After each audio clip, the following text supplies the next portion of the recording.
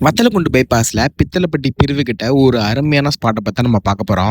ரீசென்ட்டா நான் Vathalagundu bypass side போயிருந்தபோது இந்த இடத்த பார்த்து ரொம்பவே மிரண்டுட்டேங்க. ஏன்னா வேற லெவல்ல சின்ன பிள்ளைங்களுக்கு விளையாடுற கிட்ஸ் ஏரியால இருந்து நம்ம ரெஃப்ரெஷ் பண்றதுக்கான ஏரியா வரையும் ரொம்பவே சூப்பரா அழகா மெயின்டெயின் பண்ணிட்டு இருக்காங்க.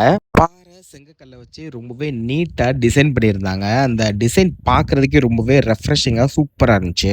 அவுட்டோர் செட்டப்லாம் பார்க்கும்போது எங்கேயோ நம்ம கேரளால இருக்கிற ஃபீல் இருந்துச்சு.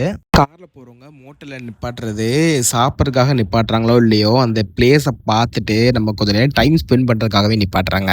ஸோ ஃபுட்டும் நல்லா ப்ரொவைட் பண்ணி பார்க்கறதுக்குமே ரொம்ப அட்ராக்டிவா இருந்தா கண்டிப்பா அந்த இடத்த யாருமே மிஸ் பண்ண மாட்டாங்க. அப்படிதான் இந்த இடம் செட்டப் பண்ணியிருக்காங்க. நாங்க ஈவினிங் போயிருந்தனால அந்த இடமே ரொம்பவே சூப்பரா அழகா இருந்துச்சு. பின்னாடி கிரிக்கெட் கிரவுண்ட்ல வந்து ஒரு டீம் விளையாண்டுட்டு இருந்தாங்க. ஒரு டீயை வாங்கிட்டு ஒரு 2 வடையை வாங்கிட்டு சாப்பிட்டு பார்க்கறதுக்கு ரொம்பவே அல்டிமேட்டா இருந்துச்சு. கிரிக்கெட் கிரவுண்டுமே ரொம்பவே சூப்பரா மெயின்டெயின் பண்றாங்க. பார்க்கறதுக்கே அவ்வளோ அட்ராக்டிவா இருந்துச்சு.